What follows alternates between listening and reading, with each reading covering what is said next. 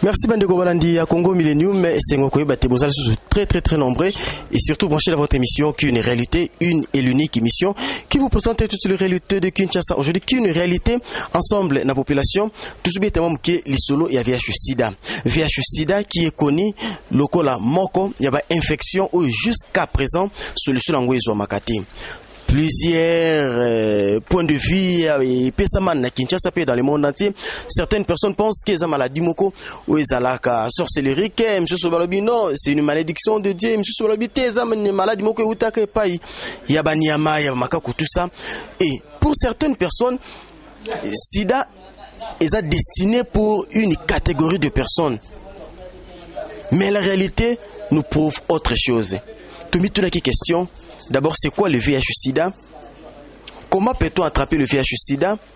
Et que pouvons-nous faire pour lutter ou nous prévenir contre le VIH-Sida? Aujourd'hui, les questions sont les nôtres. La réponse, c'est entre les mains de la population. Tout le monde tourne à balabala, tout à point de vue à la population, aux populations au Kanissa, par rapport à virus et VIH-Sida. Et puis nous allons revenir pour les commentaires. Okay. Mbote papa. Comment on a Anto Isabo? Maman Anto, oyebi infection auto bengaka virus auto bengaka VIH. Oui, na yebi an. Pour na yo VIH on est le bilakoni. Bon, sida pour nanga c'est une maladie qui tue. Ezo nyokola na mutu na sima ya mikolo mutu azokufa. Et ceux qui mutu azui ba kisi na yango te ndenge ba salaka ba prévention en tant que na maladie wana akokufa na ye. Mais ceux qui mutu azui ba kisi avant achiter akokufa na ye te. Est-ce qu'on croit réellement que le sida existe? Oui, le sida existe. Est-ce que mutako ko sida wana comment? Bon, sida eza na ba lolenge belé. Misusu eza na ba gilette, muninga ko zaza na maladie wana kataki gilette, ba kataki suki to azokaki, ceux qui opposent gilette wana osaleli ozoki pe ko zwa maladie, na ba ciseaux, na ba tonga, na ba banini ba seringue, ba biloko ebele neti ba banini ba mitonga ya suki, mutu pe ko zwa sida, misusu eza ko se transmettre sexuellement.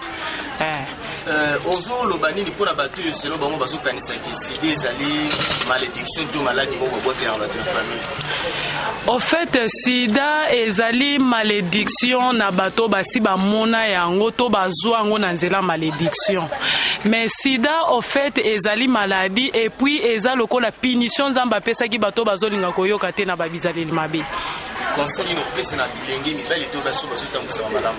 Au fait, conseil, il faut d'abord qu'on s'abstenir. Tant qu'on a nous gêne, au balité, moi, si ton mobile, il faut qu'on s'abstenir. Avant qu'on s'aille sans auto, il faut qu'on les canaba examen. Bah, tester dans le maquillage, à moi, si ton mobile. Nazo, y a bango, qu'on s'ala paye kindumba, et zamabe. Donc, il faut qu'on s'abstenir. Il faut qu'on a la fidèle, nabao, baza marié. Il faut qu'on keba, mingi, qu'on bimaka, libanda, parce que maladie, on est zali. Mbote papa. Comment la maman Karine? Maman Karine, c'est ce qu'on est maladie au babengaka VIH sida. Eh bien. Bon, maladie wana normalement ceux qui totali penza bien na bon Nzambe et la punition en Nzambe. Parce que tout tambola na dine te liboso en Nzambe on en Nzambe apesa punition wana lelo bat boma ko subir maladie wana. Bon, maladie wana sida normalement ezwaka o azotambola na ko banga Nzambe te azosala ekobo.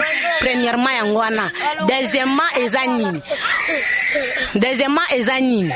à partir ya ba gilette mbeli ciseaux ezozwa biloko wana nyonso tu ezozwa pe bat maladie epesa maladie normal parce que raza mutu bon bato balobaka ke sida eza maladie ya bondoki bobwakilaka bato mpona yo likanisi wana omoni yango ndenge nini?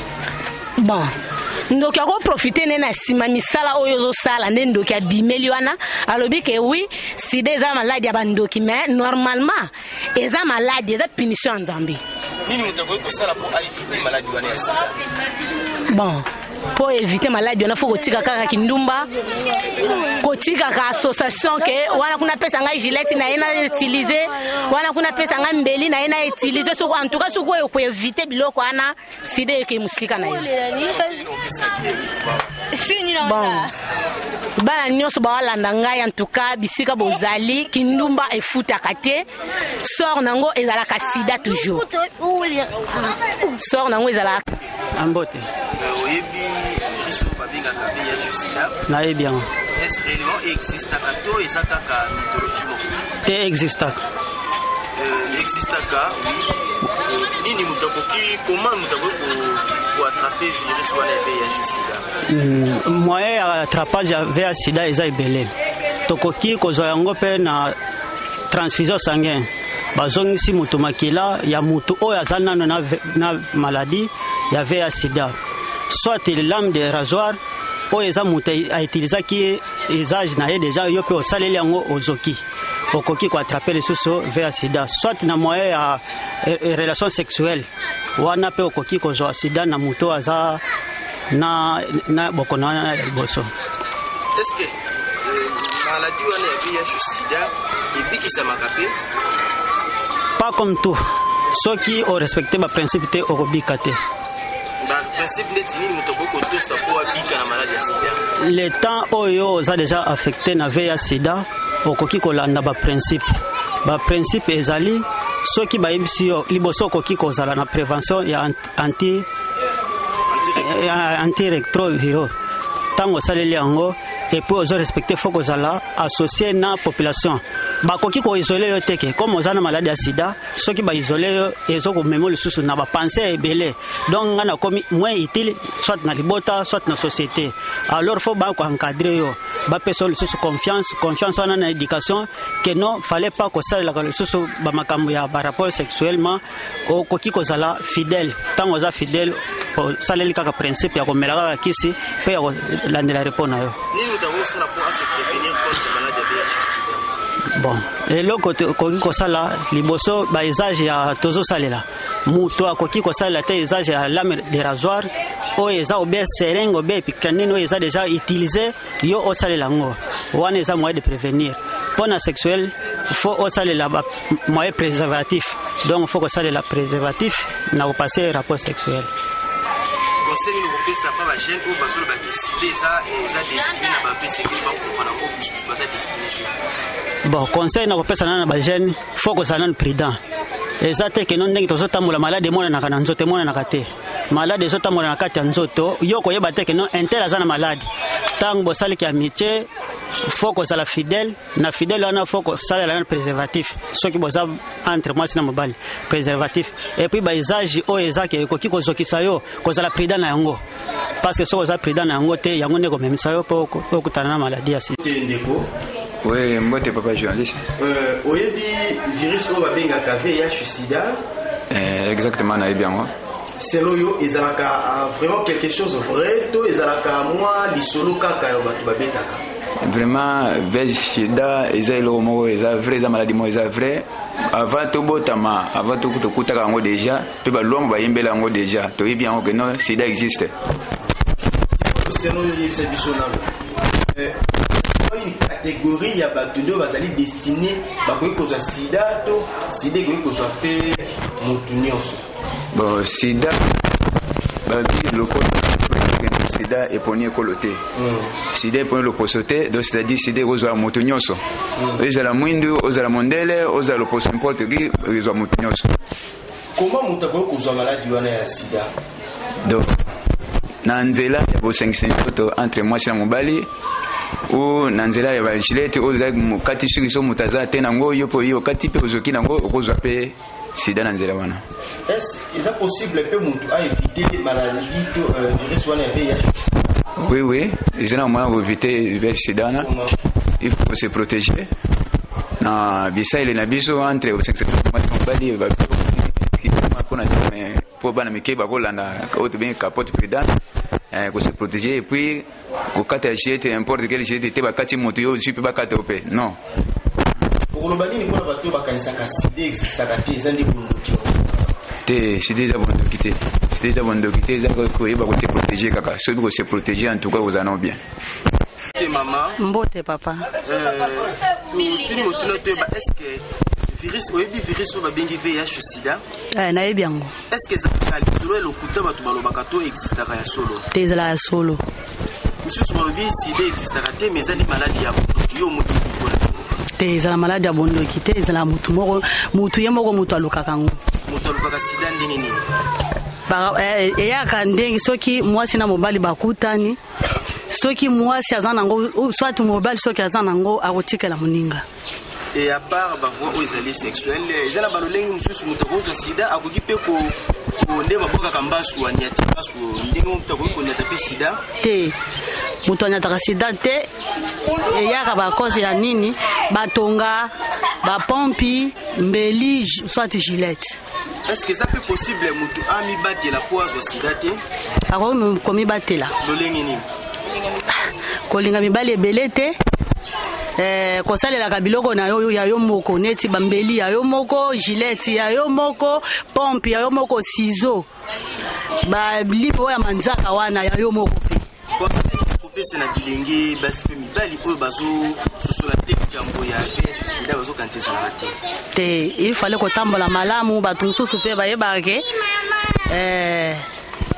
nini sida eyaka mpona bondoki ubia makambo mosusu ndenge bazoloba bongo sida eyaka mpona bongo te ifale komibatela surtout bajeune fille oyo basalaka mpe biloko ya manzaka wana ifale bamibatela ubia soki bazobima na bamibali na bango mpona nani rapport sexuel bayeba komibatela surtout bajeune fille ata bapapa ndenge babimaka bongo ifale komibatela kaka mpona koevite maladi wana. Merci, nous avons suivi les points de vue à la population. Certaines personnes estiment que le VIH-Sida réellement est sa penza maladie, maladie où elle est destinée pour un bateau bazo tambola bienté. Selon les avis de la population, c'est pour un bateau bazo tambola bienté. C'est comme une sorte de punition. Oyo nzambe atiaki pona ko sukisa to ko nyo ko la bateau bazo mitambusa ma bienté. Mais pour d'autres personnes encore, c'est une maladie comme toutes les autres maladies, mais malheureusement que c'est une maladie qui est inguérissable. À mon avis, je dirais que le VIH-Sida, c'est une infection, c'est un virus.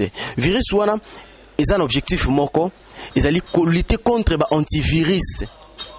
Ba anticorps plutôt aux alakananzoto ya moto. Chacun de nous na kati ya nzoto nae il a des anticorps. Ba anticorps wanande et permettre kanzoto na biso à résister contre ba maladie, à résister contre ba fléau et belé ya ko attaquer nzoto ya moto. Maintenant VIH-Sida comme étant infection to virus ayaka à son tour maintenant pour affaiblir le système de résistance ya nzoto ya moto. Les anticorps qui permettent à la personne de rester en bonne santé et de se maintenir en forme et comme affaiblir ce qui virus ya VIH-Sida et Koti. C'est ainsi que VIH-Sida ayaka lokola un canal et favorisaka d'autres maladies. En fait, le sida ou le VIH-Sida n'est pas vraiment une maladie, c'est juste un virus. Et ça virus ozoya kobuka to koboma ba anticorps ya mutu eza koboma ba globules blancs tout ça et bomi système et bomara système ya résistance ya nzoto contre maladie et tiki mutu malléable et puis ce accès dans la maladie et belé et ya kokota nde ba maladie wana soki ezui possession na nzoto ya mutu et mimaka mutu malembe vers la mort. Ba signe oyo elakisaka ke mutu aza na VIH ezalaka ebele tokoki kotanga lokola diarrhée non-stop basine lokola tuberculose eza mpe moko ya basine ya VIH-Sida ezali bapota oyo esalaka na mokongo kataka suki basine eza ebele forte fièvre. Il y a pas mal de signes oyo elakisaka réellement ke mutu aza déjà atteint na VIH-Sida parce que anticorps naye et comme déjà affaibli. Mais pour mutu azwa VIH-Sida to mutu akwea na VIH-Sida ezosenga kaka te mutu azala mobulu nde bandeko mosusu balobaki punition. Non, ça ne nécessite pas seulement mutu azala mobulu to mwasi ya mita mosusu mabe. Non, tu peux bien te conduire mais imprudence amuke et ko komemo vers le VIH sida tel que l'utilisation il y a objet nion so aux tranchants, gilette, lame de rasoir, couteau, o mususu tonga aiguille, ba pompe ya purge, nion so ba objet wana ozali kozokisa mutu facilement ezalaka moko ya ba élément to ya ba vecteur ya VIH sida. Mutu epilaki na lame de rasoir et puis atiki yo po yozu olandeli okoki facilement koza sida. Mutu asalelaki pompe ya purge atiki asoka azalaki na VIH sida yo po landi osaleli yango facilement koza VIH sida. Voie mususu ya transmission ezali ba benga ba voie sexuelle, c'est-à-dire connaître les rapports sexuels avec une personne déjà atteinte du virus du sida facilement au cause appelle sous VIH sida, et surtout encore pour des personnes qui vont plus loin jusqu'à pratiquer la sodomie, c'est-à-dire faire ou passer des relations sexuelles par des voies qui ne sont pas destinées, des voies anales et puis d'autres, et favoriser la VIH sida. Surtout nos amis homosexuels, ils sont plus exposés à la maladie locale à la VIH sida. Mais pour nous se prévenir le VIH sida, c'est simple. Il y a 3 conseils qui nous est donné.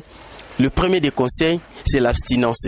S'abstenir de toute relation sexuelle si l'on n'est pas encore marié. J'irai de ne jamais connaître ces relations jusqu'à ce qu'on va se marier. Ça, c'est un moyen de lutter contre le VIH sida. Certaines personnes diront que non, la chair est faible, mais l'esprit est bien disposé, je ne saurais pas résister ou soit m'abstenir. C'est simple.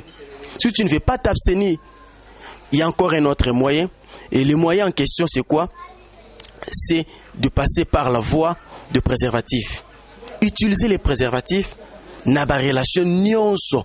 Ozali ko connaître yango, ozali ko kende na yango, ne jamais passer des relations sexuelles sans pour autant passer par les voies de préservatif.